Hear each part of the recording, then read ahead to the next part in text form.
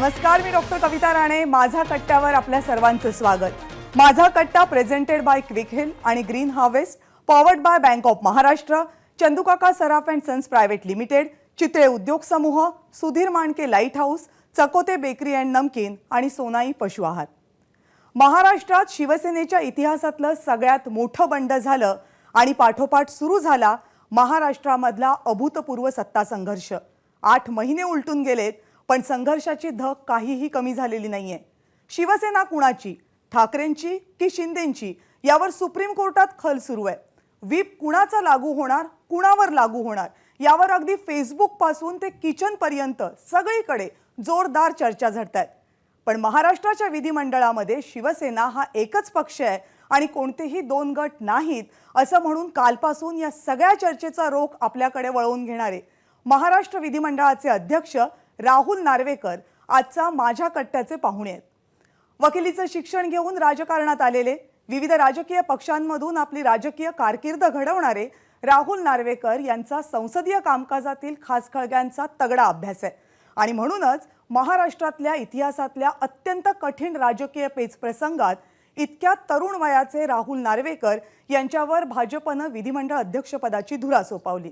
विधिमंडळ निवडणूक, अविश्वासाचा ठराव हे सगळ्या शब्दांसह गेल्या काही दिवसांपासून नागरिकशास्त्राचा क्रॅश कोर्स झालेल्या नागरिकांच्या मनात, तुमच्या आमच्या सगळ्यांच्या मनात अनेक प्रश्न आहेत. विधिमंडळातली पुढची दिशा काय असेल याबाबत आपल्या सगळ्यांना या प्रश्नांची उत्तरं जाणून घ्यायची आहेत. खुद्द राहुल नार्वेकर सर आपल्यासोबत आहेत. सर, खूप खूप स्वागत आपलं कट्ट्यावर. राहुलजी, विधानसभेचे अध्यक्ष तुम्ही आहात, तरुण वयामध्ये अध्यक्ष झालेले आहात आणि महाराष्ट्राचं नाही देशाचं आता लक्ष तुम्ही काय करताय याच्याकडं लागलेलं आहे. खास करून जेव्हा तुम्ही काल असं वक्तव्य केलं की तुमच्या दृष्टीनं शिवसेना हा एकच पक्ष आहे विधानसभेमध्ये, ज्याचे 55 सदस्य आहेत आणि इतर तुम्ही काही जाणत नाही, तर त्यामुळं मग अनेक प्रकारचे प्रश्न आता लोकांच्या मनामध्ये आहेत आणि मला असं वाटतं की या कट्ट्याच्या माध्यमातून त्या सगळ्या प्रश्नांची आपण उत्तरं तुमच्याकडूनच जाणून घ्यावी. जेव्हा निवडणूक आयोग शिवसेना एका पक्षाला, एका गटाला म्हणूया आपण, ते अधिकृत शिवसेना आहे असं म्हणतं, दुसऱ्या गटाला त्यांचं निवडणूक चिन्ह, पक्षाचं नाव हे देतं, तेव्हा एकच पक्ष आहे विधानसभेमध्ये शिवसेना असं कसं काय आपण म्हणता? सर्वप्रथम आपल्याला एक गोष्ट अत्यंत नीट समजून घ्यायला पाहिजे की ज्या वेळेला एखाद्या चिन्हावरती निवडणुकीनंतर एक आमदारांचा गट निवडून येतो, त्यावेळेला त्या चिन्हावरती निवडून आलेल्या आमदारांचा गट हा विधिमंडळ गट म्हणून आम्ही ओळखतो, रेकग्नाइज करतो. तसं झाल्यानंतर त्या गटाची संख्या ही निश्चित केली जाते. त्या संख्येच्या आधारावरती त्या गटाने आपला गटनेता हा निवडून द्यायचा असतो आणि मुख्य प्रतोद द्यायचा असतो.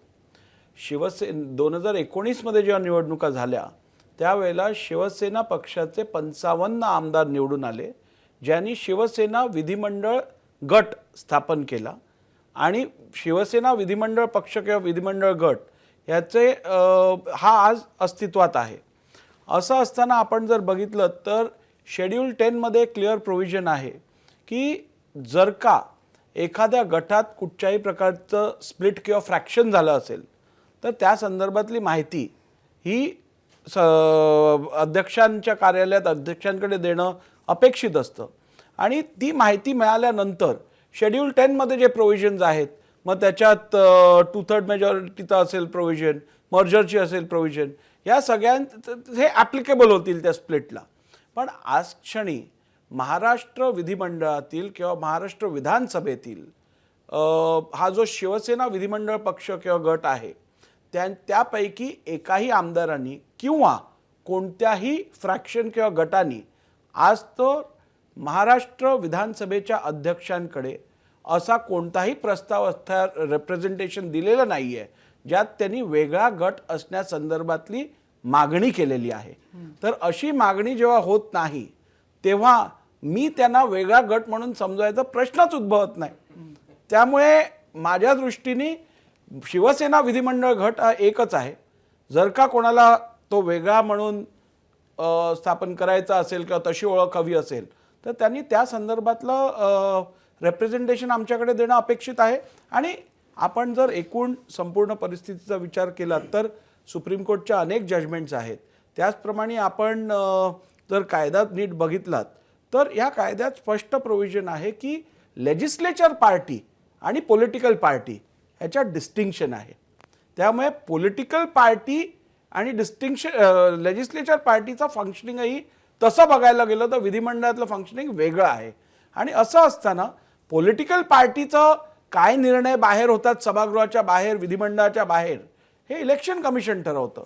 आमच्याकडे ज्या कायदेशीर तरतुदी आहेत त्याच्या अनुषंगाने विधिमंडळ गटात जर का स्प्लिट झाला असेल फ्रॅक्शन झालं असेल तर आम्हाला तसं कळवावं, आम्ही त्याप्रमाणे रेकग्निशन कायद्याच्या आधारावरती घेऊ. तुमच्या लेखी शिवसेनेत काही फूटबीट पडलेली नाही. शिवसेना विधिमंडळ पक्षात कडनं अजूनही असा कोणताही रेप्रेझेंटेशन आमच्याकडे आलेलं नाही. पण मग आता जेव्हा आता तुमच्या मते हे जे सरकार 15 आमदार महाराष्ट्राचं त्यांचे सरकार आहे. भाजप आणि शिवसेनेचे भाजप शिवसेनेचं सरकार आहे असं तुम्ही म्हणता. पण मग आता याचा अर्थ आता जेव्हा 27 पासून अधिवेशन सुरू होईल तेव्हा तुमच्या दृष्टीनं शिवसेनेचे सगळे 55 आमदार एकत्र बसलेले आम्हाला दिसतील? नाही, जसे ते गेल्या वेळेला बसलेले तसेच आत्ताही बसणार. बदल करण्यासारखी परिस्थिती काय उद्भवली नाहीये. नाही, ही म्हणजे ही ना देशाच्या राजकारणातली अभूतपूर्व आणि अद्भुत अशी परिस्थिती आपण सगळ्यांच्या समोर महाराष्ट्रातल्या राजकारण्यांनी पेश केलेली आहे की एक पक्ष शिवसेना जो विधानसभेमध्ये सत्ताधारी आहे, विधान परिषदेत विरोधी पक्षनेता विधानसभेतला शिवसेनेचा आहे, राज्यसभेमध्ये शिवसेना विरोधी पक्षाच्या भूमिकेत आहे, लोकसभेमध्ये शिवसेना सत्ताधारी पक्षाबरोबर आहे. आता निवडणूक आयोगानं जर लेजिस्लेटिव्ह पार्टी आणि पॉलिटिकल पार्टी याच्यामध्ये फरक आहे. पॉलिटिकल पार्टीच्या बाबतीमध्ये निवडणूक आयोगानं हा निर्णय दिला आहे की ही शिवसेना आहे, शिंदे ज्याचं नेतृत्व करतात. ही जी स्थिती आहे की विधानसभेत सत्ताधारी आणि विधान परिषदेत विरोधी पक्ष, तर ही म्हणजे ही अभूतपूर्व आहे असं म्हटलं पाहिजे. निश्चितपणे अभूतपूर्व स्थिती आहे. आणि सामान्य परिस्थितीत असं अपेक्षित असतं की दोन्ही सभागृहात तोच पक्ष एकाच बाजूला असायला पाहिजे. आज आपल्याला कदाचित ही अद्भुत अशी परिस्थिती दिसत आहे. पण मला वाटतं म्हणूनच डेमोक्रेसीमध्ये, पार्लमेंटरी डेमोक्रेसीमध्ये ही डेव्हलपिंग सिस्टम आहे, ही एक फिक्स सिस्टम नाही आहे. त्यामुळे ह्याच्यातनं खूप काय आपल्याला शिकायला मिळेल. संविधानात आपण काही नवीन तरतुदी आणू शकू, आपण इलेक्टोरल पॉलिटिक्समध्ये काही रिफॉर्म्स आणू शकू. आणि त्यामुळे मला वाटतं परिस्थिती वेगळी आहे, परंतु ह्या परिस्थितीवरती पण योग्य कायदे, योग्य नियंत्रण आणू शकतो. नाही, आत्ता असं आहे की गेल्या 3 दिवसांपासून जे काही सुप्रीम कोर्टामध्ये युक्तिवाद झाले त्याच्यातून म्हणजे अनेक गोष्टी त्याच्यातून समोर आल्या. त्याच्यामध्ये एक तर आक्षेप जो आहे तो तुमच्या निवडीबद्दल सगळ्यात मोठा आक्षेप आहे. त्याच्या वेळेला जारी झालेला व्हीप असेल, जिरवाळ यांची त्यांचं स्थान म्हणजे विधानसभेच्या उपाध्यक्ष म्हणूनचं तो मुद्दा असेल. त्याच्याबद्दल एक मागणी अशी सिब्बल यांच्याकडून झाली की ही स्थिती जी आहे ती तेव्हाच सगळं जर आपल्याला सुस्थित करायचं असेल तर झिरवळांना परत अधिकार द्या आणि कारण तोपर्यंत बाकी फूटबीट अशा काही गोष्टी नव्हत्या. झिरवळांना निर्णय घेण्याचा अधिकार द्या. मी या युक्तिवादाशी सहमत नाही आहे आणि त्याची 2 प्रमुख कारणे आहेत.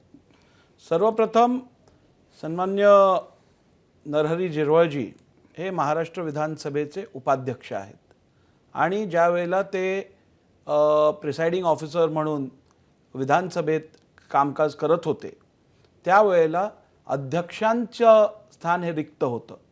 Office of the speaker was vacant. आणि त्यामुळे संविधानात ही स्पष्ट तरतूद आहे की ज्या वेळेला अध्यक्षांचं ऑफिस वेकंट असेल, त्यामुळे अध्यक्षांची जागा जेव्हा रिक्त असेल त्यावेळेला केवळ उपाध्यक्ष अध्यक्षांचं कार्य करतील. त्यामुळे सर्वप्रथम आज जेव्हा अध्यक्ष विराजमान आहेत त्यावेळेला उपाध्यक्षांकडे असे अधिकार संविधानात मार्फत आपण देऊ शकत नाही. 1 नंबर 2, आपण एखादी रुलिंग दिली की ती बाइंडिंग असते.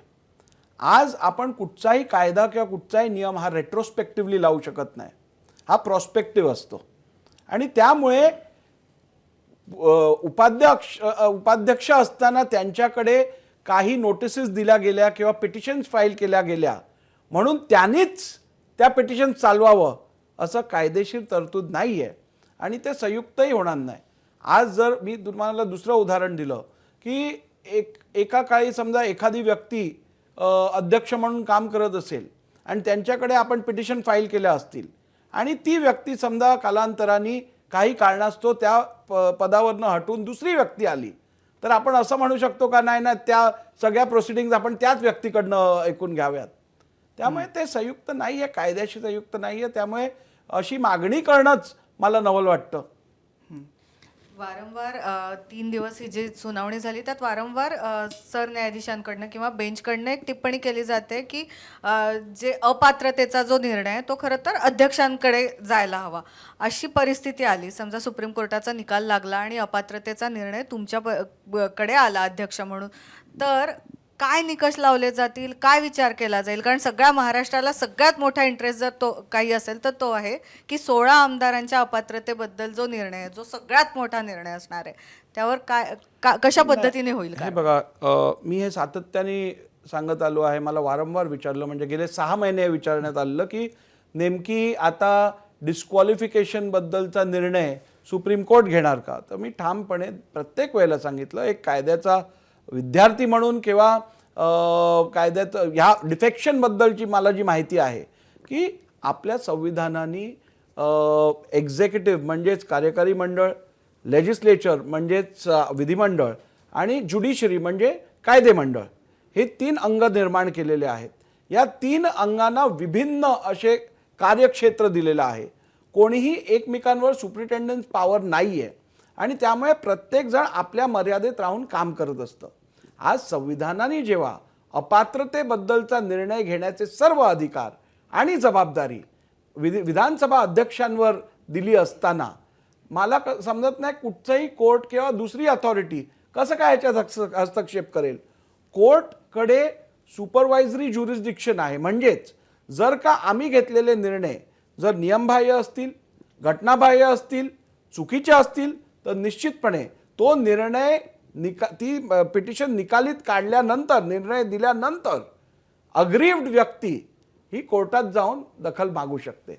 परंतु निर्णय देण्याआधीच आपण जर असं ठरवलं की विधानसभा अध्यक्ष चुकीचाच निर्णय देणार आहेत आणि त्या अनुषंगाने कोर्टात गेलो, तर मला वाटतं आपण संविधानाने दिलेल्या तरतुदींबरोबर कुठेतरी कॉम्प्रोमाइज करतोय आणि हेल्दी डेमोक्रेसीसाठी हे योग्य ठरणार नाही.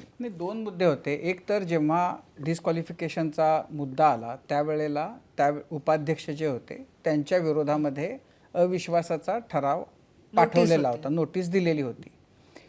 तर ती नोटीस लॅप्स झाली, तर त्याच्याबद्दल काय हा एक भाग. आणि दुसरा, हे जे 16 आमदार ज्यांच्या अपात्रतेच्याबद्दलचा मुद्दा आत्ता आलेला आहे, तर त्यांच्याही बद्दल मला खरं तर विचारायचं. पण ह्या झिरवळांच्या विरोधातल्या त्या नोटिशीचं काय?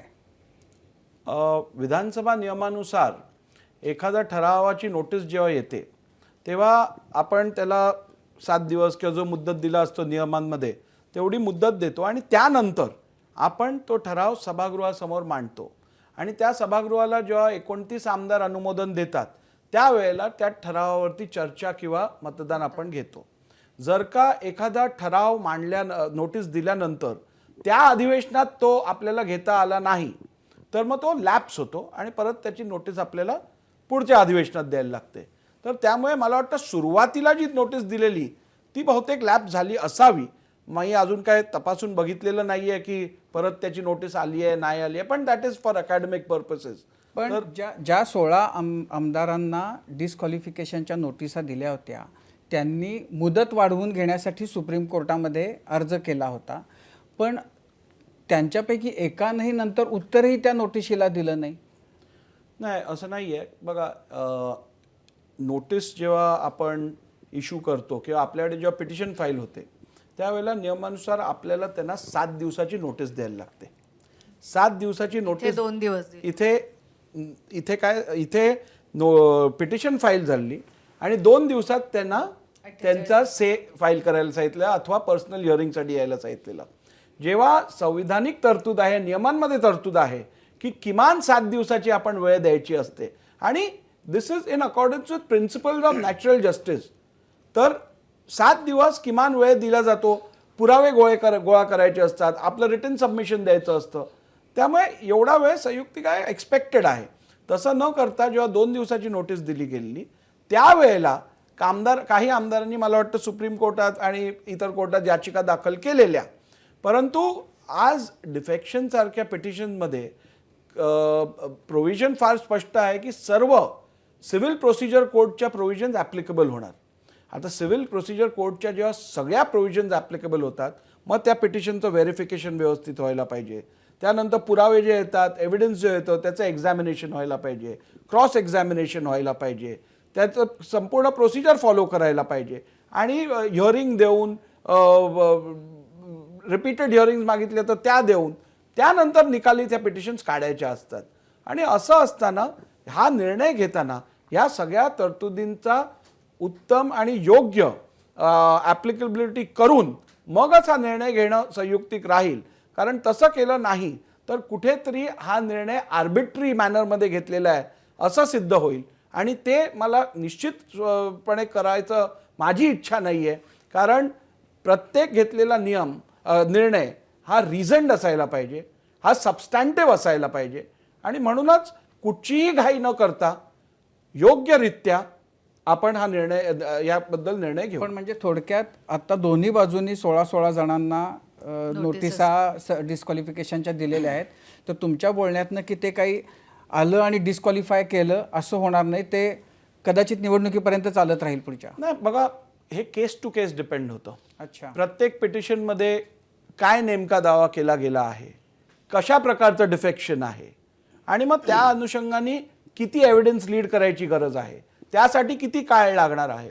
त्यामुळे केस टू केस बेसिसवरती हा म्हणजे निर्णय काही घेतला जाईल. काही जणांच्या बद्दल झटपट होऊ शकतं, काहींच्या बद्दल वेळ दीर्घकाळ लागू मी शकतो. मी असं म्हणू इच्छितो, काही पिटिशन ह्यांना जर कमी वेळ लागणार असेल तर त्या कमी वेळात ठरवल्या जातील. अच्छा. आणि ज्या पिटिशनमध्ये जास्त आरोप असतील आणि ज्याचा जास्त खोलात जाऊन विचार करायला लागणार असेल त्या पिटिशनसाठी वेळ लागू शकेल. कारण justice hurried is justice buried and justice delayed is justice denied. Okay Rahul sir, सगळ्यात महत्त्वाचं म्हणजे ते सगळं सुरू झाल्यापासून ती 10वी अनुसूची सतत रोज ठोका मारत मारत आमच्या सगळ्यांच्या समोर येते. साधं आहे की तुम्हाला तुमच्या पक्षाच्या विरोधात जर तुम्ही मतदान केलं, व्हीप नाही मांडलं तर तुम्ही अपात्र ठरता. होलसेलमध्ये असेल 2/3 गेलेले असतील तर त्यांनी दुसऱ्या पक्षामध्ये विलीन व्हावं, तुमच्यावर अपात्रतेची कारवाई काही होणार नाही आहे. हे इतकं सोपं असताना 2/3 आमदार बाहेर जातात, ते दुसऱ्या कोणत्याही पक्षात विलीन होत नाहीत. ते म्हणतात आम्हीच मूळ पक्ष आणि तरीही अपात्रतेची कारवाई सहजपणे टळती अजूनपर्यंत तरी. मग 10व्या अनुसूचीचा अर्थ नेमका काय लावला जातो महाराष्ट्राच्या विधिमंडळामध्ये? नाही, मला एक गोष्ट अजून समजली नाही आहे. म्हणजे सगळे म्हणतात की 16 बाहेर गेले, कोण म्हणतं 40 बाहेर गेले, कोण म्हणतं 39 बाहेर गेले. पण आत्तापर्यंत कोणीच असं म्हणालं नाही आहे की आम्ही बाहेर गेलो आहोत. प्रत्येक जण म्हणतो आम्हीच आत आहोत. त्यामुळे माझ्यासमोर हा पेच आहे की नेमकी बाहेर कोण गेलं समजायचं आणि कोण आत आहे. आणि म्हणूनच मी आपल्याला सुरुवातीलाच सांगितलं की माझ्याकडे आजपर्यंत कोणीही असं म्हणाल नाहीये की आम्ही बाहेर गेलो आहेत आणि आमचा गट वेगळा आहे. कोण बाहेर गेलं आणि कोण आत गेलं हे फक्त कोणी म्हणण्यावर असणार नाही. सभागृहाचं कामकाज व्हीपच्या आधारे चालेल आणि त्याच्यावर ठरेल. त्यामुळे कोण काय म्हणतं याला अर्थ नाही, कुणी कुणाच्या बाजूनं मतदान केलं याला अर्थ. जर असं असेल तरी पण आपण 10व्या अनुसूचीचा मग घटनेचा त्या घटनेने जे टाकून दिलेलं आहे त्याचा अपमान नाही का करत आहे, त्याची ती तरतूद खोटी नाही का ठरवत आहोत? नाही, आपण व्हीपबद्दल जे मला विचारलं तर कायद्याचा एक अभ्यासक म्हणून मी आपल्याला एवढंच सांगू इच्छितो की व्हीप आपण सर्वप्रथम ही प्रोव्हिजन आपल्या पार्लमेंटरी प्रोसेसमध्ये का आणली. आपण ह्यासाठी आणली की पार्लमेंटरी प्रोसेस ह्याच्यात कुठच्याही प्रकारचे मॅलाफायडे किंवा कुठच्याही प्रकारचे चुकीचे प्रेसिडेंट्स पडू नयेत म्हणून. नंबर 2, कुठेतरी जाऊन आपण पक्षाचा जो आदेश असेल त्याचा अवमान करून किंवा त्याच्या विरोधात काम करून संसदीय लोकशाही पद्धत जी आपल्याकडे स्थापित आहे त्याला कुठे धक्का बसू नये या सगळ्या विचारातून आपण हे व्हिप इंट्रोड्यूस केलं. आता डिफेक्शन हे केवळ व्हिप आपण डिफाय केलं म्हणून होत नाही, तर डिफेक्शन होतं दोन कारणांमुळे. एक, if you voluntarily give up the membership of your party, म्हणजे तुम्ही जर स्वतःहून तुम्ही ज्या पक्षातून निवडून आला आहात त्या पक्षाच्या मेंबरशिपचा राजीनामा दिला, किंवा तुमचा कंडक्ट असा आहे which amounts to voluntarily giving up the membership of your party, म्हणजे तुमचा कंडक्ट असा आहे की त्यातून असं समजून येतं की तुम्ही पक्षाचा राजीनामा दिल्यात सारखं कृत्य केलेलं आहे. किंवा तुम्ही जर पक्षाचा प्रतोद जो असतो, जे व्हिप इश्यू केलं असतं त्याच्या विरोधात सभागृहात मतदान केलं अथवा मतदान करण्यापासून ॲब्स्टेन केलं.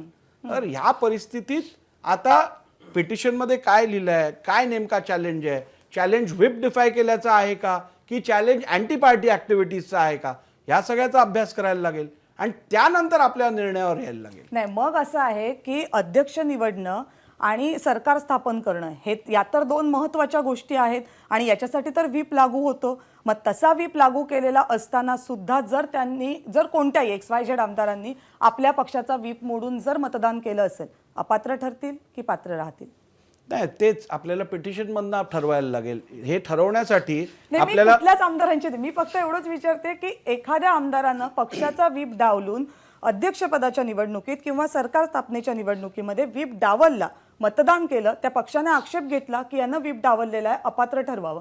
अपात्र ठरेल की नाही टेक्निकली सांगा. माझ्याकडे दोन्ही जेवढ्या पिटिशन्स दाखल आहेत त्या सगळ्या पिटिशनमध्ये कारणं दिलेली आहेत. कोण म्हणत असेल की व्हिप डिफाय झालेलं आहे, व्हिप फॉलो केलं गेलं नाही, कोणी ॲलिगेशन्स केले असतील की अँटी पार्टी ॲक्टिव्हिटीज कंडक्ट केलेल्या आहेत. त्यामुळे आपला जो सोपा प्रश्न आहे त्याचं उत्तर देणं एवढं सोपं नाही आहे, कारण मी आपल्याला सांगितल्याप्रमाणे म्हणजे केस टू केस बदलतात की काय? मी आपल्याला सांगितल्याप्रमाणे हे फॅक्च्युअल आहे.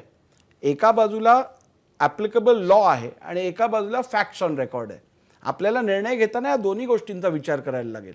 आपल्याला जर का पिटिशनमध्ये लिहिलं असेल की सदर आमदारांनी व्हिप डिफाय केला, आता तो व्हिप कोणी इश्यू केलेला, तो व्हिप इश्यू करणारी अथॉरिटी होती का व्हिप इश्यू करायची, त्यावेळेचा मुख्य प्रतोद कोण होता, गटनेता कोण होता, बऱ्याच प्रश्नांचे आपल्या उत्तरं घ्यायला लागतील. त्यामुळे मी आपल्याला सांगितलं तसं तुमचं प्रश्न फार सोपा आहे, पण उत्तर देणं तेवढं सोपं नाही. त्याचा पूर्ण अभ्यास करून आपल्याला निर्णय घ्यायला लागेल. आता याच्यामध्ये एक जो मुद्दा आहे तो विधिमंडळ पक्षाचा, कोणत्याही पक्षाच्या विधिमंडळ पक्षाचा नेता निवडणं आणि व्हीप निवडणं. तर हा जो दावा युक्तिवाद आहे किंवा हे जे म्हणणं आहे की पार्टी ठरवती नेता कोण असेल, पार्टी ठरवती व्हीप कोण असेल, तर त्यामुळं म्हणजे याच्यामध्ये व्हीप इश्यू करणारा म्हणजे प्रतोद असेल किंवा नेता असेल, आत्ता जे दावे केले जात आहेत की पक्षाच्या इच्छेविरोधामध्ये विधिमंडळ पक्षाचा नेता निवडला गेला आणि व्हीप निवडला गेला, तर अर्थात ती ठाकरे गटाचं हे म्हणणं आहे. तुम्ही त्याच्याकडे कसं बघता? मी आपल्याला आत्ताच सांगितलं की विधिमंडळ गट आणि राजकीय पक्ष हे दोन वेगळे, आपण वेगळं रेकग्निशन देतो दोघांनाही. आत्तापर्यंत ज्या प्रथा परंपरा आहेत किंवा विधानसभेचा जो मी संपूर्ण रेकॉर्ड बघितला आहे त्यातून असंच दिसून येतं आहे की विधिमंडळ गटनेता किंवा विधिमंडळ पक्षनेता हा विधिमंडळ पक्ष किंवा विधिमंडळ गट निवडतं आणि त्या संदर्भातली ती निवड झाल्यानंतर त्या संदर्भातली माहिती ही अध्यक्षांना कळवली जाते आणि अध्यक्ष ती माहिती रेकॉर्डवर घेतात. अध्यक्षांनी कुठच्याही प्रकारची मान्यता देणं हे अपेक्षित नसतं. जे विधिमंडळ गट ठरवतं ते रेकॉर्डवर घेणं अध्यक्षांचं काम असतं आणि ते रेकॉर्डवर घेऊन रेकग्निशन दिल्यानंतर आपण त्याप्रमाणे पुढची कारवाई रेकॉर्डवर घेणं म्हणजेच मान्यता देणं असतं ना. रेकॉर्डवर घेतो आम्ही. तुमच्या लेखी विधिमंडळ पक्षाच्या बैठकीमध्ये जे काही ठरतं त्याच्यामध्ये पक्षाच्या अध्यक्षाची भूमिका किती असते किंवा त्याच्या भूमिकेला किती महत्त्व आहे? मला वाटतं हे सगळे विषय जे आपण आत्ता चर्चा करत आहोत हेच विषय मुळात आज पिटिशनमध्ये चॅलेंजमध्ये आहेत आणि त्यामुळे आमचा व्ह्यू जो आहे त्या अनुषंगाने आम्ही निर्णय घेतलेला आहे आणि माझ्या मते हाच व्ह्यू अनेक वेळेला अनेक पिटिशनमध्ये घेतलेला गेला आहे. हाच व्ह्यू अनेक वेळेला अनेक राज्यांमध्ये जेव्हा अशी परिस्थिती आली तेव्हा पण असाच व्ह्यू घेतला गेला होता. परंतु आज सुप्रीम कोर्टासमोर ह्या सगळ्या याचिकांमधनं ह्या सगळ्या बाबींबद्दल दखल मागितली गेली आहे. त्यामुळे मला वाटतं 1-2 दिवसाचा प्रश्न आहे. आपल्याला सुप्रीम कोर्टाचं पण इंटरप्रिटेशन मिळेल आणि त्यानंतर आपल्याला योग्य आताची जी स्थिती आहे त्यात निवडणूक आयोगानं राजकीय पक्ष जो आहे त्याच्यावरचा त्या पक्षाच्या नावावरचा चिन्हावरचा अधिकार शिंदे गटाला दिलेला आहे आणि त्याला अर्थातच ठाकरे गटाचा विरोध आहे आणि त्यामुळे आता शिवसेना पक्ष म्हणून शिंदेंच्याकडे आहे, तेच पक्षाचे नेते आहेत, त्यांच्याचकडे चिन्ह आहे. आता ह्या परिस्थितीमध्ये जेव्हा आता तुमच्याकडे हा विषय येईल तेव्हा म्हणजे तुम्ही ते म्हणजे पॉलिटिकल पार्टी म्हणून त्याच्याकडे वेगळं बघाल का लेजिस्लेटिव्ह पार्टी म्हणून वेगळं बघाल? कुठच्या संदर्भात? जेव्हा आता म्हणजे आता 16 जण जे आहेत जे ठाकरेंच्या बरोबर आहेत ते पॉलिटिकल पार्टी म्हणून तिथं आहेत, पण लेजिस्लेटिव्ह पार्टी म्हणून ते शिवसेनेबरोबर आपल्याला आहेत. सांगितलं जसं की लेजिस्लेचर पार्टी म्हणून माझ्याकडे आतापर्यंत कोणीच असं सांगितलं नाही की आमचा वेगळा गट तुम्ही समजा. तसं जर रिप्रेझेंटेशन आलं तर त्यावरती विचार पण करता जर येईल. असं रिप्रेझेंटेशन ते देऊच शकत नाहीत कारण त्यांना ते 2/3ची अट लागेल ना. पण मग माझा प्रश्न तोच आहे की आज जर मी रेकग्निशन विदाउट रिप्रेझेंटेशन दिलं आणि समजा 2 महिन्यांनी माझ्याकडे असं विचारण्यात आलं की तुम्ही आम्हाला वेगळं का समजलं, आम्ही तर तशी मागणीच केली नव्हती, तर मग मी काय करावं? पण मग निवडणूक आयोगाच्या निकालाचा अर्थ काय मग? निवडणूक आयोगात मी आपल्याला तेच सांगितलं, निवडणूक आयोगाचा निकाल हा राजकीय पक्षासाठी आहे, विधिमंडळ गटासाठी नाहीये. विधिमंडळ गटात जर का फूट पडली पण असेल त्यांनी शिंदे तर त्या गटाची- संदर्भातली क्रायटेरिया आणि प्रोसिजर दिलेला आहे, तो फॉलो करू दे. आपण आत्ताच सांगितलं जर का संविधानिक अडचण असेल तर त्याचा उपाय काय मी देऊ शकणार ते नाही. पण हे फार विधिमंडळातली इंटरेस्टिंग संख्या- आहे की ते विधिमंडळ पक्षावर आधारित निर्णय निर्णय देतात आहे. पण तोच निर्णय विधिमंडळात लागू होत नाही. कारण पण फक्त 40 आमदारांचाच बहुमत मान्य केलं गेलं ना तिथे. ती संविधानिक तरतूद आहे. मी आपल्याला केवळ संविधानिक तरतूद सांगू शकतो. माझी इच्छा काय आहे त्यानुसार काय चालू शकणार नाही. म्हणजे मला इथे त्याचे- मला याच मुद्द्यावर एक छोटासा प्रश्न. परवाचीच घडामोड की विधिमंडळ किंवा विधान भवनातलं पक्ष कार्यालय हे शिंदेच्या शिवसेनेनं ताब्यात घेतलं. ते हे कोणत्या पद्धतीनं होतं? ते तुमच्याकडे पत्र आलं होतं का? आणि नागपूरमध्ये पण असाच प्रकार झाला होता. मग तिकडे डिफेक्शन आहे का? आपण जर बघितलं तर विधिमंडळ सचिवालय हे विधिमंडळ गटाला किंवा विधिमंडळ पक्षाला संसदीय म्हणजेच लेजिस्लेटिव्ह काम करण्यासाठी पक्ष कार्यालयाची जागा उपलब्ध करून देतं. प्रत्येक गटाला किंवा पक्षाला एक अशी ऑफिसची जागा दिली जाते, कार्यालयाची जागा दिली जाते. शिवसेना पक्ष कार्यालय म्हणून शिवसेना पक्षालाही अशी जागा दिली गेली होती. प्रत्येक पक्षाला प्रत्येक गटाला एक ऑफिस आम्ही देतो आणि आज आमच्या रेकॉर्डप्रमाणे जे विधिमंडळ गटनेते आहेत अथवा मुख्य प्रतोद आहेत त्यांनी जशी मागणी केली तसं आम्ही त्यांना देतो. आम्ही काय वेगळी जागा कोणाला दिली नाही आहेत. आम्ही काय असं म्हणू शकत नाही की ह्या 10 लोकांनी इथे बसावं, 20 लोकांनी इथे बसू नये. त्यामुळे जे शिवसेनेचे विधिमंडळ नेते आहेत, जे विधिमंडळ गटातले सदस्य आहेत ते सगळेजण त्या कार्यालयाचा वापर करू शकतात. पण तो जो दावा केला होता तो पुन्हा निवडणूक आयोगाच्या निकालावर आधारित होता. नाही, मला असं वाटत नाही. माझ्याकडे जे पत्र आलंय निवडणूक त्याच्यात आयोगाच्या निकालानंतर ते आले ना आणि त्यांनी तो दावा केला. माझ्याकडे जे पत्र आलंय ते कोणत्याही कार्यालयाचा ताबा देण्याकरता आलं नाहीये. माझ्याकडे जे पत्र आलेलं आहे ते त्या कार्यालयासंदर्भातल्या काही बाबी आहेत, काही कर्मचारी आहेत त्यांना तिकडे प्रवेश देण्यासंदर्भातला विषय आहे, त्या संदर्भातला आलाय. काय नवीन अलॉटमेंट झालेलं नाहीये. बरं सर, मगाशी सरांनी विचारलं त्या प्रश्नाच्या अनुषंगाने एक छोटं, तुम्ही कालपासून जो बाईट देता त्याच्यामध्ये असं म्हणताय की एकनाथ शिंदे हे गटनेते आहेत आणि भरत गोगावले हे प्रतोद आहेत शिवसेनेचे.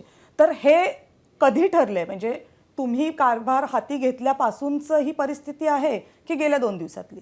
नाही, हे तर 3 जुलैच्या आधीच ठरलेलं आहे. नाही पण म्हणजे त्याच्यात ज्यावेळेला- मग एक सेकंड भारती, मग त्याच्यामध्ये असं आहे की शिवसेनेचे सुरुवातीचे प्रतोद आणि गटनेते हे वेगळे होते आणि मग एकनाथ शिंदे आणि भरत गोगावले जेव्हा येतात तेव्हा ते 2 वेगळे आहेत. मग हे बदलाची जी प्रक्रिया असते त्याला पत्र कुणाचं लागतं? नाही, त्याला विधिमंडळ गटाचं निवड केलेल्याचं पत्र लागतं. त्यात आमच्याकडे रेकॉर्डवर मला वाटतं 55 पैकी 40 की असं संख्येच्या आमदारांनी रेझोल्युशन पास करून पत्र दिलेलं आहे की ते सन्मान्य सो एकनाथ हे शिंदेंना राजकीय आणि- पक्षाचं नसतं, हे विधिमंडळ विधिमंडळातल्या पक्षाचं. यांनी निवडून दिलं. हो हो नाही, पण आज जो आक्षेप होता कपिल सिब्बल यांचा, बाकीच्या म्हणजे त्यांनी राज्यपालांवर आक्षेप घेतला, त्यांनी निवडणूक आयोगावर, तुमच्यावर घेतलेला तो एकमेव आक्षेप होता की भरत गोगावले यांची नेमणूक जेव्हा झाली तेव्हा ते सगळे आसाममध्ये बसलेले होते, तिथून त्यांना प्रतोद म्हणून नियुक्त केलं गेलं आणि तुम्ही त्याला मान्यताही दिली. त्यानुसार त्यांनी व्हीपही बजावला आणि पुन्हा अपात्रतेसाठी नोटीसही दिल्या. तर या सगळ्याकडे कसं बघता, काय सांगतात नियम, असे अशा पद्धतीने नेमणूक होऊ शकते? रेकॉर्ड क्लिअर आहे. रेकॉर्ड आमच्याकडे जे रेकॉर्डवरती आहे तिकडे बहुमतानी ही निवड झालेली आहे आणि त्या संदर्भातले सर्व पुरावे आमच्याकडे दाखल केलेले आहेत. त्याचं आम्ही व्हेरिफिकेशन केलेलं आहे आणि आम्ही सॅटिस्फाईड होतो की बहुसंख्य आमदारांनी ही निवड केली असल्यामुळे त्याला नाकारण्याचा आमच्याकडे तुमच्या पण काल लेखी- कपिल तुमच्या सिब्बलांनी तर लेखी- कोर्टात म्हटलं की नाही, राजकीय पक्ष ही नेमणूक करतं, निवडून आलेले आमदार नाही करत. नाही, आता ती त्यांचा समज असेल किंवा त्यांचा युक्तिवाद असेल, शेवटी निर्णय तर कोर्टाने द्यायचा आहे. पण तुमच्या लेखी बैठक विधिमंडळ पक्षाची कुठं होती याला महत्त्व नाही, म्हणजे ती मुंबईत होईल, गुवाहाटीत होईल. आजपर्यंत अनेक वेळा विधिमंडळ गटनेता निवडला गेला तेव्हा विधान भवनातच त्याची निवडणूक झाली असं झालं नाहीये. आणि ते फक्त शिवसेना पक्षासाठी नव्हे, कोणत्याही पक्षासाठी. प्रमुख जे 4 पक्ष आहेत महाराष्ट्र विधानसभेत, तर मी सुरुवातीपासूनचा रेकॉर्ड काढा, कसं काय त्यांनी नियुक्त्या केल्यात. विधिमंडळ गटाच्या रेझोल्युशन आलेलं आहे, विधिमंडळ गटातले जे सदस्य आहेत त्यांनी निवड करून त्या संदर्भातलं पत्र विधिमंडळाच्या रेकॉर्डवरती आलेलं आहे, विधानसभा अध्यक्षांच्या रेकॉर्डवरती. त्यामुळे प्रोसिजरमध्ये अथवा प्रथा परंपरा जे विधानसभेच्या आहेत त्यात कुठेही तडजोड केली गेली नाहीये आणि केली जाणार नाही. बरं, दुसरा एक मुद्दा मगाशी बोलताना तुम्ही असं म्हणालात की व्हीप जो इशू केला जातो तो विधिमंडळामध्ये, हाऊसमध्ये एखादी गोष्ट करणं न करण्याबद्दलचा असतो. त्याच्या बाहेरच्या गोष्टीसाठी जर व्हीप लागू झाला असेल, आता उदाहरणार्थ जो आधीचा व्हीप एकनाथ शिंदेपासून 16 जणांच्या बद्दल त्यांनी उल्लंघन केल्याचा आक्षेप होता, तो हा होता की उद्धव ठाकरेंच्याकडं बोलवलेल्या बैठकीला ही मंडळी आली नाहीत. तर म्हणजे तुमच्या मते बैठकीला जाणं किंवा न जाणं हे डिस्क्वालिफिकेशनचं कारण असू शकतं का नसतं? नाही, माझा जी या विषयाची माहिती आहे आणि माझा जो अभ्यास आहे त्या अनुषंगाने मी आपल्याला सांगू शकतो की व्हिप हे विधिमंडळाच्या कामकाजासाठी असतं, हाऊसमधल्या कामकाजासाठी.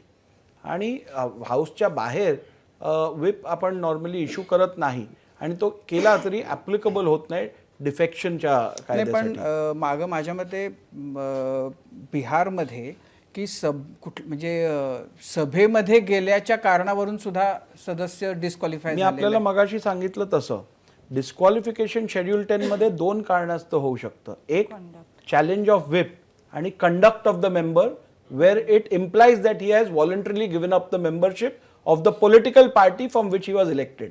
तर आपण जे म्हणत आहात ते या दुसऱ्या क्रायटेरियामध्ये बसतं, म्हणून ते डिस्क्वालिफिकेशन झालं मग असेल. जर आमदार की बोलवलेल्या बैठकीला न येता दुसरीकडे कुठंतरी जाणं हे व्हॉलंटरीली पक्षाचं त्या सदस्यत्व सोडण्याचं निदर्शक नाहीये का? असे अनेक याचिका पण झालेल्या आहेत ज्यात कोर्टाने पण हा व्ह्यू घेतलेला आहे की केवळ बैठकीला गेलो नाही म्हणून आपण पक्षविरोधी कारवाई करतोय असं समजणं अयोग्य राहील. आणि हे फॅक्ट्सवरती डिपेंड होतं, त्यावेळेची परिस्थिती काय होती, ती मीटिंग किती महत्त्वाची होती किंवा तिकडे येणं, बरेचसे फॅक्ट्स आहेत. त्यामुळे ऑर्डिनरीली केवळ मीटिंगला गेलो नाही म्हणून डिफेक्शनसाठी क्वालिफाय होतं असं कोर्टाचा व्ह्यू नव्हता. पण हे depends on case to case, facts to fact. पण आता आज जो सिब्बलांचा काल जो 3 दिवसाचा युक्तिवाद झाला त्याच्यामध्ये एक आक्षेप हाही होता किंवा महत्त्वाचा मुद्दा, त्यांच्या लेखी जो टर्निंग पॉईंट आहे तो सुनील प्रभूंना त्यांचा व्हीप त्यांनी इश्यू केलेला असतानाही, खास करून अध्यक्षाच्या निवडीच्या वेळेला त्याचं उल्लंघन झालं आणि त्याच्यातून नव्या अध्यक्षाची निवड झाली, कारण त्या व्हीपचं उल्लंघन झालं आणि ते हाऊसमध्ये झालं. आणि ज्यांनी तो व्हीप इश्यू केला होता तोपर्यंत तेच मुख्य प्रतोद होते. हे मॅटर तर खरं सबज्युडिस आहे, मी याबद्दल विशेष बोलणार नाही, पण एवढंच सांगू इच्छितो की व्हिप जारी करायचा अधिकार नेमकी सुनील प्रभूंना होता की इतर कुठच्या सदस्याला होता, याबद्दल तर स्पष्टीकरण आलं आहे का?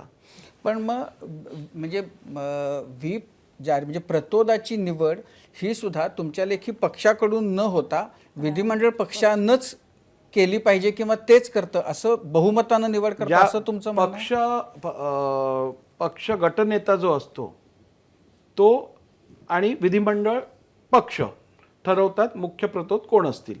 पण पॉलिटिकल पार्टीचा त्याच्यावर काहीच कंट्रोल नाही. नाही, पॉलिटिकल पार्टीचा लेजिस्लेचर पार्टीच्या फंक्शनिंगवरती, हाऊसच्या मॅटर्सवरती नसेल, परंतु आत्तापर्यंतचे जे प्रेसिडेंट्स आपण बघितलेत तर संपूर्ण ही निवड विधिमंडळ पक्षाने केलेली आहे. बरं, आता आपण म्हणजे आता क्षणभरासाठी तुम्ही अध्यक्ष आहात हे आपण बाजूला ठेवू.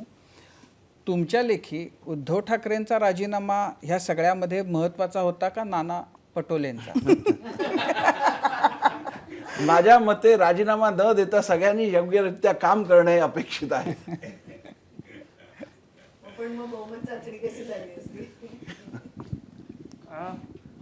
नार्वेकर सर, आपल्या विधानसभेला आजपर्यंत अनेक अध्यक्ष लाभले.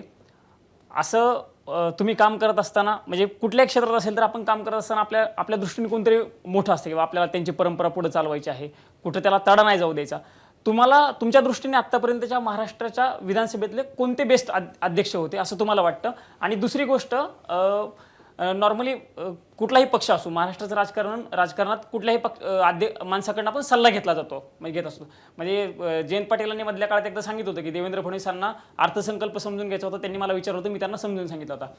तर आत्ता अशी काही अडचणीची परिस्थिती आली अध्यक्षांना निर्णय घेताना, तर तुम्ही कुठल्या याच्या अगोदरच्या अध्यक्षांकडे निर्णय विचारता का त्यांना फोन करून, किंवा त्यांची काय सासरे आहेत ना, ते सासऱ्यांना विचारता.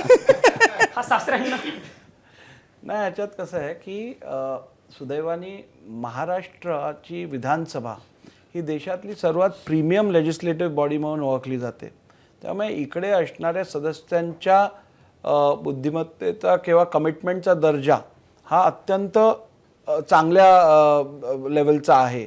आणि त्यामुळे महाराष्ट्र विधानसभेला अध्यक्ष पण आत्तापर्यंत जे लाभलेले आहेत ते सगळे अत्यंत बुद्धिमान आणि कर्तृत्ववान असे अध्यक्ष लाभलेले आहेत. त्यामुळे त्या एवढ्या सगळ्या अध्यक्षांमधनं एकाचीच निवड करणं हे आजच्या निवडीपेक्षाही कठीण काम आहे. त्यामुळे मला वाटतं सगळ्यांनी आपल्या परीने अत्यंत चांगलं काम केलं आहे आणि एक्झाम्पलनरी काम केलेलं आहे, उदाहरणात्मक काम केलेलं आहे. त्यामुळे एकाला दुसऱ्यापेक्षा वेगळं सिलेक्ट करणं हे मला वाटतं थोडंसं चुकीचं ठरेल. परंतु आपण बघितलं तर महाराष्ट्राच्या अध्यक्षांना देशाच्या लोकसभेचे अध्यक्ष बनण्याचा पण बहुमान मिळाला आहे. दादासाहेब मावळकरांच्या रूपातनं महाराष्ट्राचे विधानसभेचे अध्यक्ष हे शिवराज पाटील असे आपल्याला सगळे ज्येष्ठ संसदपटू म्हणा किंवा विधिमंडळात उत्तम काम केलेली मंडळी लाभलेली आहे. तर जेव्हा जेव्हा गरज पडेल तेव्हा माझ्याकडे ऑप्शन एक पेक्षा जास्त आहे. त्यामुळे अनेक लोकांचा आपण सल्ला घेऊ शकतो.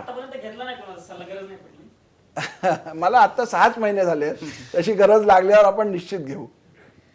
पुन्हा एकदा अपात्रतेकडे चा जो मुद्दा आहे, 16 जे आमदार आहे अपात्रतेची ज्यांच्यावर टांगती तलवार आहे, त्या 16मध्ये विद्यमान मुख्यमंत्री सुद्धा आहेत. तर अशी जर परिस्थिती आली की सुप्रीम कोर्टाने सगळा जो आहे निर्णय घेण्याचा अधिकार तुमच्याकडे सोपवला, तर खरंच म्हणजे पुन्हा एकदा अपात्र ठरले तर पूर्ण बदल होऊ शकेल असं वाटतं तुम्हाला? नाही, बघा, जर आमदार अपात्र ठरले तर निश्चितपणे त्यांचं सदस्यत्व आपल्याला त्यांना डिस्क्वालिफाय करायला लागेल. परंतु गव्हर्नमेंटमध्ये काय बदल होईल का किंवा सत्ता बदल परिवर्तन होईल का हे सगळे तत्कालीन आकड्यांवरती अवलंबून राहील. मेजॉरिटी जर असेल तर गव्हर्नमेंट कंटिन्यू करणार, मेजॉरिटी नसेल तर गव्हर्नमेंट कंटिन्यू करणार नाही. पण हे जर तरच्या गोष्टी आहेत, असं घडलं तर.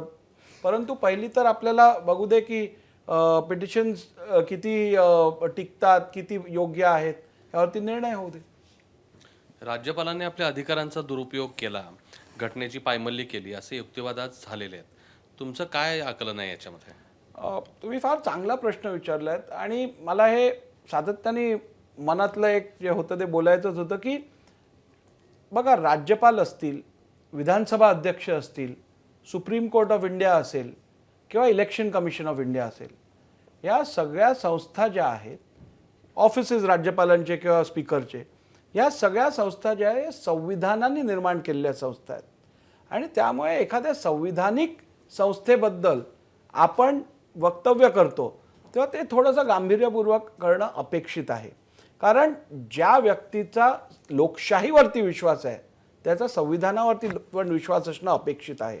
त्यामुळे केवळ आपल्या मनाविरुद्ध एखादा निकाल झाला अथवा आपल्या मनाविरुद्ध एखादी गोष्ट घडली म्हणून त्या संविधानिक अथॉरिटीला क्रिटिसाइज करणं हे लोकशाहीत अपेक्षित नाही आहे.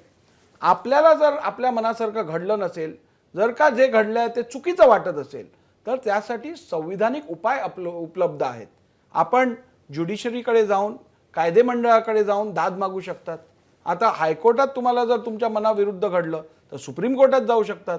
आणि जर सुप्रीम कोर्टात तुमच्या मनाविरुद्ध घडलं म्हणजे तुम्हाला अपेक्षित आहे तसं घडलं नाही आणि कायद्यानुसार निर्णय घेतला असेल तर मला वाटतं एक रिस्पॉन्सिबल सिटिझन म्हणून आपण संविधानाचा आदर करत, लोकशाहीचा आदर करत तो निर्णय स्वीकारायला पाहिजे. नार्वेकरजी, मगाशी बोलताना तुम्ही एक असा मुद्दा मांडलात की अध्यक्ष निर्णय घेतो आणि त्या निर्णयाच्याबद्दल जर आक्षेप असेल तर तुम्ही त्याच्याबद्दल नंतर कोर्टामध्ये जाऊ शकता किंवा जायला हवं, सुप्रीम कोर्टामध्ये. हाच मुद्दा जेव्हा महाराष्ट्रामध्ये हे सगळं सत्तानाट्य घडत होतं तेव्हा जेव्हा उपाध्यक्षांनी 16 जणांना अपात्रतेची कारवाई करण्यासाठीची नोटीस दिली आणि ती मंडळी सगळी सुप्रीम कोर्टात गेली, तेव्हा काही विधिज्ञांचं असं मत आहे की त्यावेळेला सुप्रीम कोर्टानं त्या पिटिशन्स एंटरटेनच करायला नको होत्या. अध्यक्षांना किंवा उपाध्यक्षांना तत्कालीन त्यांचा निर्णय घेण्याचं त्यांचा जो अधिकार आहे घटनात्मक तो त्यांनी बजावायला त्यांना संधी मिळायला हवी होती. आणि नंतर त्यांनी घेतलेला निर्णय नापसंत असेल, पसंत असेल, त्यानंतर मंडळी कोर्टात गेली असती आणि कोर्टानं त्यांना ऐकलं असतं तर ते जास्त योग्य झालं असतं. कोर्टानं त्यावेळेला त्या पिटिशन्स एंटरटेनच नाही करायला पाहिजे होते. मला वाटतं थोडा हा विषय समजण्यात आपली थोडीशी चूक होत आहे. कारण त्यावेळेला कोर्टाने अध्यक्षांच्या किंवा तत्कालीन उपाध्यक्षांच्या निर्णय घेण्याच्या क्षमतेवरती कुठचाही आक्षेप घेतला नव्हता. त्यांनी त्यांना निर्णय घेण्यापासून थांबवलं नव्हतं. त्यांनी केवळ सांगितलेलं की जेव्हा 7 दिवसाची तरतूद आहे तेव्हा 2 दिवसाची घाई का करत आहात आपण, त्यांना पूर्ण वेळ द्या रिप्लाय फाईल करायचा, नाहीतर हे आर्बिट्ररी ठरेल, आर्टिकल 14चा व्हायोलेशन होईल. आणि त्या धर्तीवरती कदाचित तो आदेश दिला गेला होता.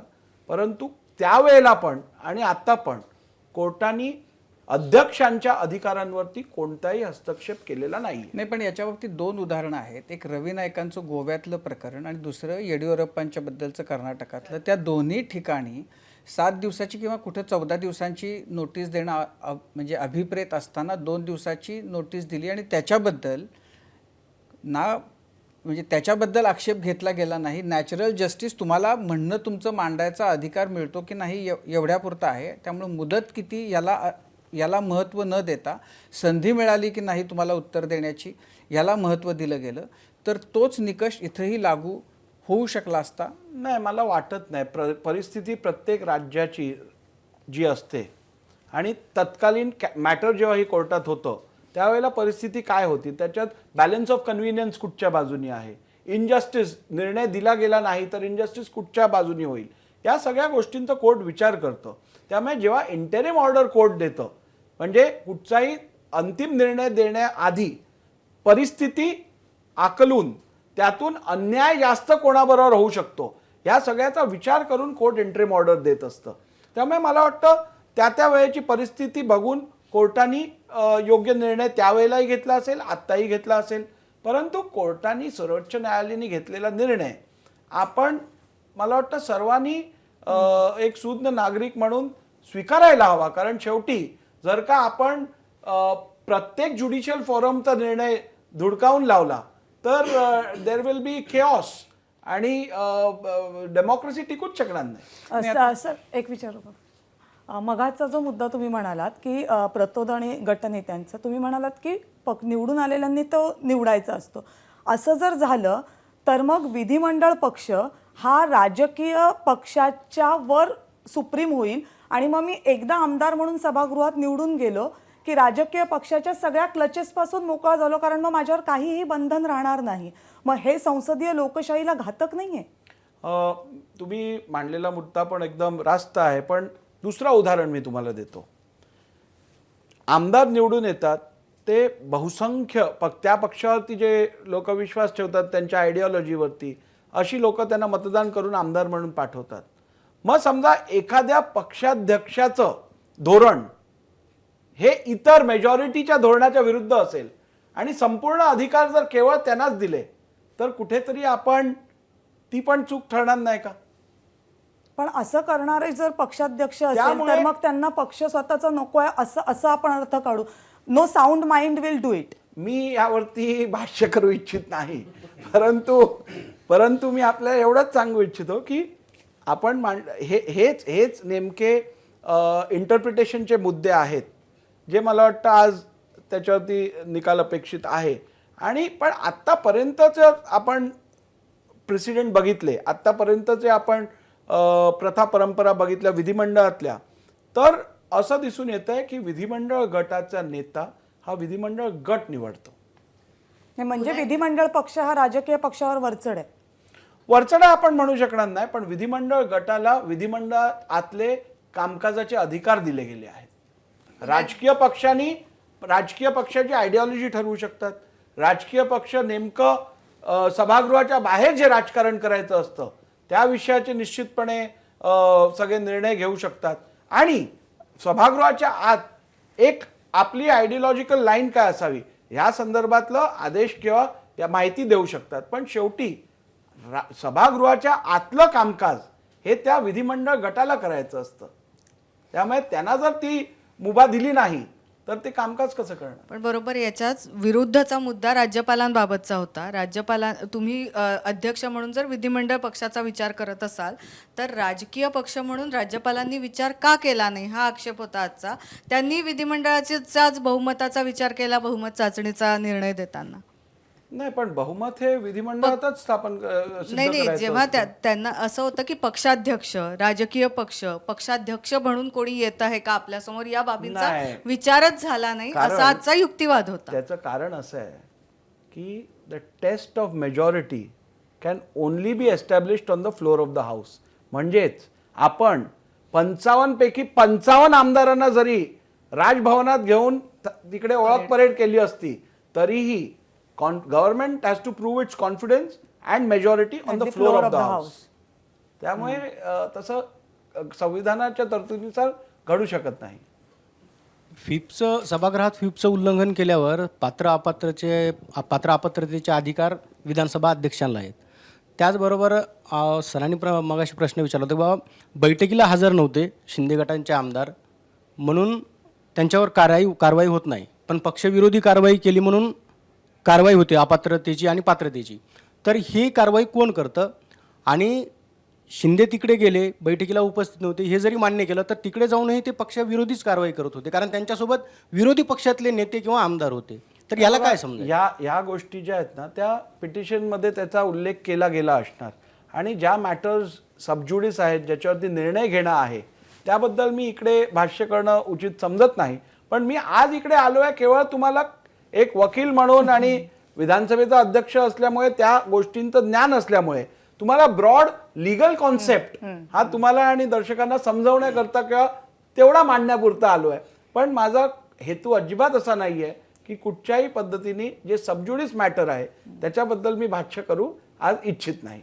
आपण जसं म्हणालात की तुम्ही अध्यक्ष झाल्यानंतर जे आता जो रेकॉर्ड आहे त्याच्यावर एकनाथ शिंदे गट नेते आहेत आणि भरत गोगावले हे प्रतोद आहेत. पण ज्यावेळेस तुमची निवड होत होती त्यावेळेस विधिमंडळाच्या रेकॉर्डवर अजय चौधरी गट नेते होते, सुनील प्रभू व्हीप होते आणि त्याला मान्यता त्यावेळेचे तत्कालीन जे काही अध्यक्ष होते पीठासीन अधिकारी म्हणून जे काम करत होते नरेश झिरवळ यांनी तो अधिकार त्यांना दिलेला होता. तसे ऑफिशियली त्यांनी अनाउन्समेंट केली होती की गटनेते अजय चौधरी आणि व्हीप सुनील प्रतोद आहेत म्हणून. मग ज्यावेळेस तुमची निवड झाली त्यावेळेस सुनील प्रभू यांनी अध्यक्षांपुढे मांडलं की यांनी व्हीपचं उल्लंघन केलं आणि ते रेकॉर्डवर घेतलं गेलं. त्यावेळेस ज्यावेळेस तुम्ही चेअर म्हणजे चेअरवर तुम्ही जाण्याआधी जे होते नरहरी झिरवळ यांनी ते ॲक्सेप्ट केलं, रेकॉर्डवर घेतलंय. म्हणजे डिसिजन जरी नसला दिला त्याची जी नोटीस होती, त्याचं जो काही त्यांचं म्हणणं होतं ते रेकॉर्डवर घेतलेलं आहे. आणि पुन्हा त्यानंतर तुम्ही चेअरवर गेल्यानंतर भरत गोगावलेंनी त्यांच्याकडून व्हिपचं उल्लंघन झाले म्हणून ज्या बाकीच्या दिवशी नोटीस होती ती तुमच्याकडे दिली.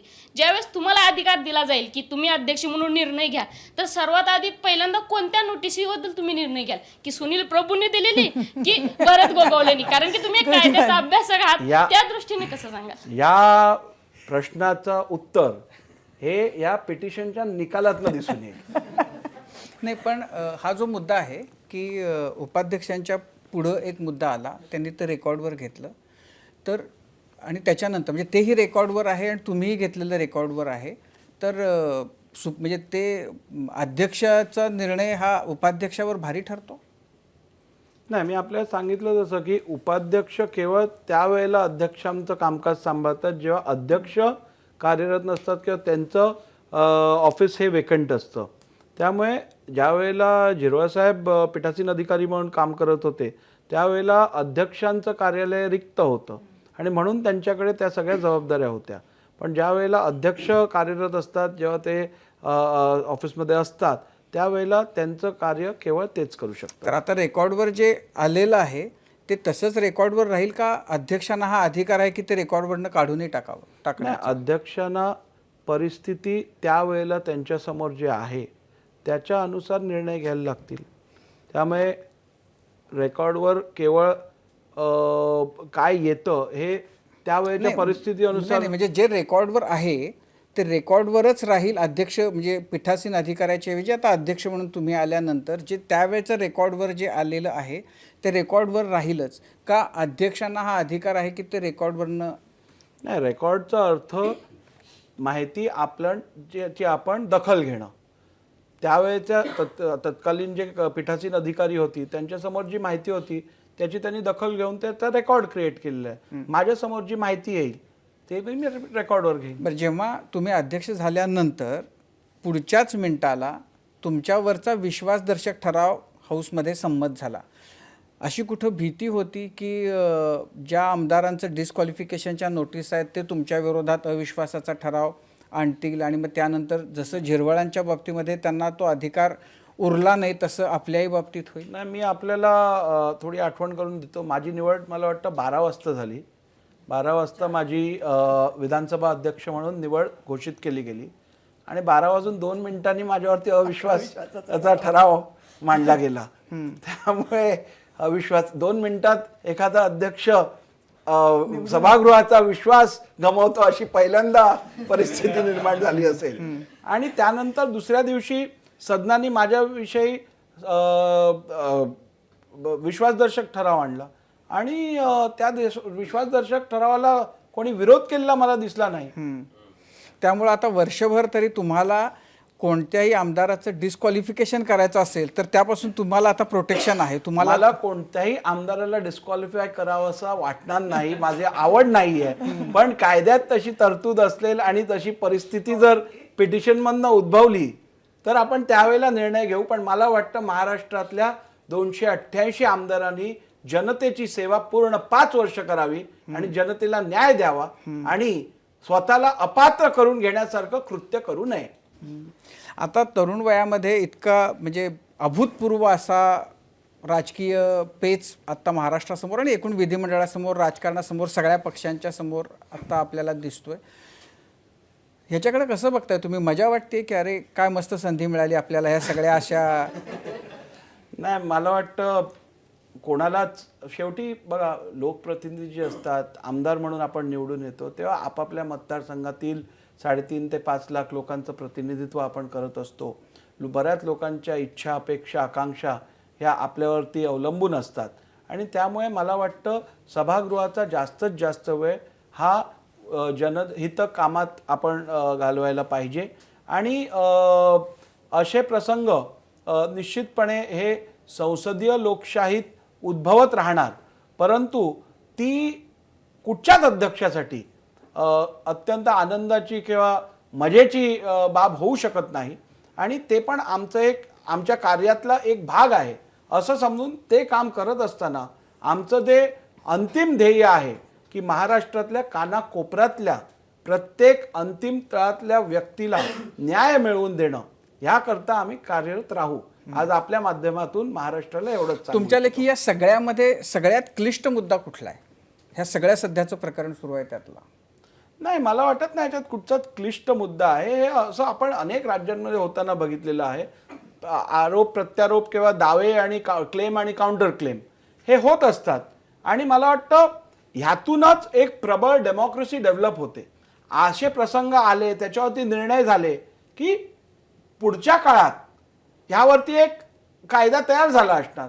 त्यामुळे अँटी डिफेक्शनचा कायदा आपण बघा किती वेळा बदललेला आहे, त्याच्यात किती अमेंडमेंट्स आलेले आहेत आणि आज जो झालाय तो 10 वर्षा किंवा 20 वर्षापूर्वीच्या कायद्यापेक्षा अधिक बळकट असा कायदा निर्माण झालाय. त्यामुळे मला खात्री आहे ह्यातूनही चांगले कायदे निर्माण होतील आणि संसदीय लोकशाहीचे सिद्धांत अजून मजबूत करण्यासाठी ह्याचा फायदा होईल. तुम्हाला मगाशी मी विचारला होता प्रश्न, पण नाना पटोलेंनी राजीनामा दिला नसता तर स्थिती वेगळी असती? शेवटी नाना पटोले असते किंवा मी किंवा जिरवळ साहेब, आम्हाला नियमानुसारच काम करायला लागेल आणि ज्या तरतुदी आहेत संविधानिक आणि कायद्यात ज्या तरतुदी आहेत, विधानसभेचे नियम आहेत, त्याच्या अनुषंगानेच काम करायला लागेल. आणि त्यामुळे मला वाटत नाही काय फारसं वेगळं घडलं असतं.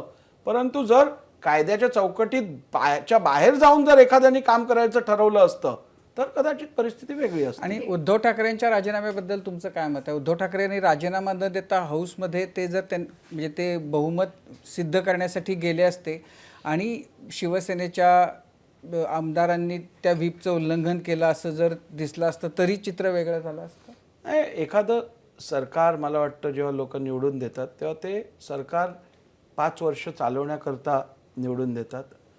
सरकार निवडून दिलेलं त्यानंतर जे सरकार स्थापन झालं त्यांनी पूर्ण काम करायला पाहिजे होतं. परंतु काही गोष्टी त्यांना ते करता आलं नाही, त्यांना ते जमलं नाही अथवा लोकांच्या ज्या अपेक्षा होत्या त्या पूर्ण झाल्या नाही झाल्या हे त्यांनी ठरवायचं आहे. परंतु राजीनामा देण्यापेक्षा फ्लोर टेस्टचं सामोरं करणं हे डेमोक्रेसीमध्ये एक्सपेक्टेड असतं, पार्लिमेंटरी डेमोक्रेसीमध्ये एक्सपेक्टेड असतं.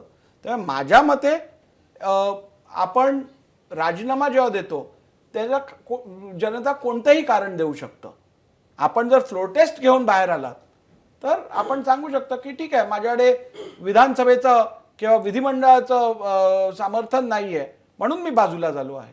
पण तो प्रत्येकाचा वैयक्तिक चॉईस आहे आणि त्यामुळे तो निर्णय का घेतला हे मी सांगणं फार अवघड पण ते त्यांनी राजीनामा देणं पथ्यावर पडलं? कठीण आहे हे सांगणं, ते त्यांनीच ठरवायला पाहिजे. तुमच्या मते त्यांनी राजीनामा द्यायला नको होता? नाही, ते बघा, राजीनामा देण्यापाठी कारणं अनेक असू शकतात. ती कारणं त्यांना माहिती आहेत. राजकीय कारणं असू शकतात, वैयक्तिक कारणं असू शकतात. त्यामुळे त्यावर ते योग्य होतं की नव्हतं हे मी सांगणं उचितही राहणार नाही आणि मी सांगण्याला काय विशेष महत्त्वही नाही आहे. त्यामुळे ह्यात न पडता 2024च्या निवडणुकांपर्यंत हा प्रश्न असाच प्रलंबित राहण्याची शक्यता किती आहे? कारण सामान्य माणसाच्या याच भावना आहे की 2024 पर्यंत हे असं ढकललं जाईल. नाही, सामान्य माणसाला चांगलं काम करून हवं आहे विधिमंडळाकडनं आणि ते आम्ही करून घेणारच. आणि मी आपल्याला सांगितल्याप्रमाणे मगाशी मी आपल्याला सांगितलं justice delayed is justice denied, justice hurried is justice buried. त्यामुळे दोन्ही घडायला देणार नाही आणि योग्यरित्या CPCचे सगळे नियम फॉलो करून आम्ही निर्णय घेऊ. ऑन व्हेरी लायटर नोट, ते तुमच्या अध्यक्षपदाची जेव्हा निवड होत होती आम्ही सगळे असे इंटेन्सली बघत होतो आता किती आकडे होत आहेत, आता किती इकडे होत आहेत. आणि राष्ट्रवादी काँग्रेसचे अजित पवार आणि जयंत पाटील म्हणतात अरे तुम्ही तर आमचे जावई आहेत, जरा काही केलं तर बघा लेकीला येऊन तक्रार करू म्हणून. केली का कधी खरंच तक्रार? नंतर तर जयंत पाटलांवर पण कारवाई करायची तुमच्यावर वेळ आली होती. आम्ही लेकीला एवढं खुश ठेवतो की ते तक्रारींची दखलच घेत नाही. असाच एक प्रश्न महाराष्ट्रात आज घडतंय ते बरं वाईट म्हणण्यापेक्षा ते राजकारण घडतंय.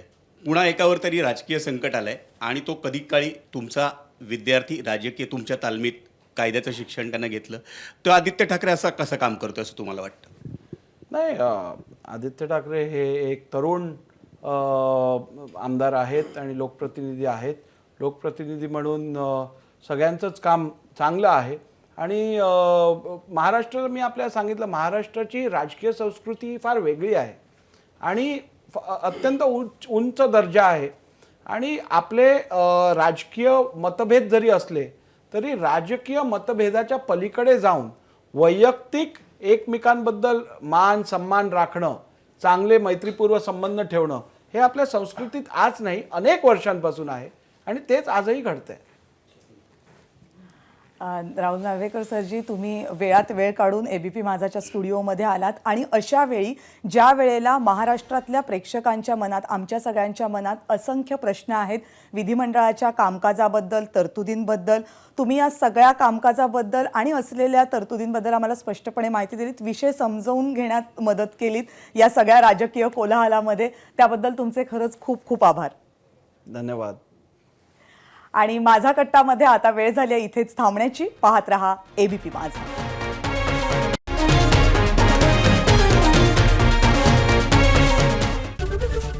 एबीपी माझा, उघडा डोळे बघा नीट.